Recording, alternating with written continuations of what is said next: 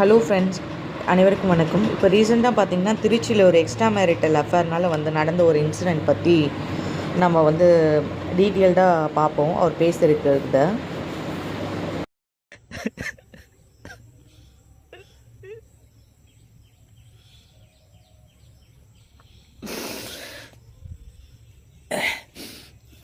தமிழக காவல்துறைக்கு வணக்கம்.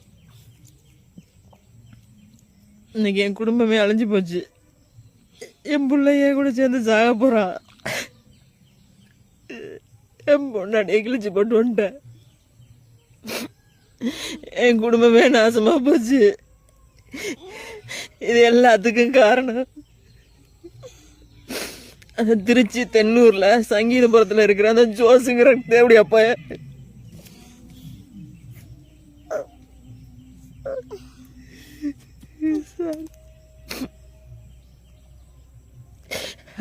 அவனால எல்லாமே போச்சு. தயவு செய்து அவனுக்கு ஏதாவது தண்டனை வாங்கி கொடுங்க.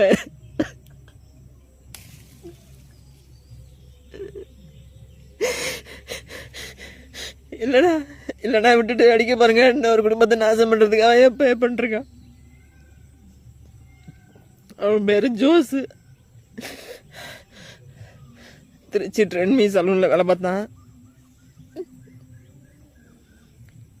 இப்போ எங்கேன்னு தெரில, ஆளை பிடிக்க முடியல. அவனு எவ்வளவோ ட்ரை பண்ண முடியல. என் பொண்டாட்டிட்டு எவ்வளவோ சொல்லி கெஞ்சி பார்த்தேன். திமுறா பண்ணாதடி, பேசாதடி, கேட்க மாட்டாளே.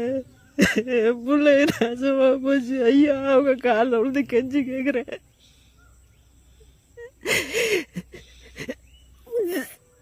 அவனுக்கு ஏதாவது தண்டனை வாங்கி கொடு. இன்சிடெண்ட்டில் நான் கேட்குற கொஷின்ஸ் என்னென்னா, எதுக்கு ஒரு மேரேஜ் லைஃப்பில் இருக்கும்போதே அவங்களுக்கு துரோகம் பண்ணி, ஆணாக இருக்கட்டும் பெண்ணாக இருக்கட்டும், 2 பேருக்கும் வலி தான். இதுவே ஒரு ஆண்கள் பண்ணியிருந்தாலும் பெண்கள் எவ்வளோ குரல் கொடுக்க வருவாங்க. அப்போ பெண்கள் பண்ணால் மட்டும் என்ன இதுவா, விதிவிலக்கா? சொல்லுங்கள். யார் பண்ணாலும் தப்பு தான். அப்போ அந்த குழந்தையோட நிலைமை என்ன ஆகும்? உங்களுக்கு பிடிக்கலையா, மியூச்சுவலாக டைவர்ஸ் வாங்கிட்டு போயிட்டே இருங்க. அதை விட்டுட்டு ஒரு லைஃப்பில் இருக்கும்போதே இன்னொரு லைஃப்பை துரோகம் பண்ணி அவங்களோட மனசை வேதனைப்படுத்தி அந்த குழந்தையோட ஃப்யூச்சர் என்ன ஆகுறது சொல்லுங்கள் பார்க்கலாம். இந்த ஒரு அறிவெல்லாம் இல்லாமல் ஆஃப்டர் ஆல் அந்த 5 செகண்ட் சுகத்துக்காக போகிற இந்த மாதிரி கேவலமான பொம்பளைங்களாம் இருக்கிறதுனால தான் சமுதாயம் இன்னுமே ரொம்ப பெண்களை ஃப்ரீடம் கொடுக்கறதுக்கு யோசிக்கிறாங்க. அதாவது நம்மளுக்கு கொடுக்குற ஃப்ரீடமை நம்ம மிஸ்யூஸ் பண்ணாமல் கரெக்டான வழியில் நம்ம கொண்டு போகணும். அதுதான் நான் எல்லாருக்கும் சொல்ல வரேன். அதனால் இனிமேல் எல்லோரும் கவனமாக இருங்க. நன்றி ஃப்ரெண்ட்ஸ்.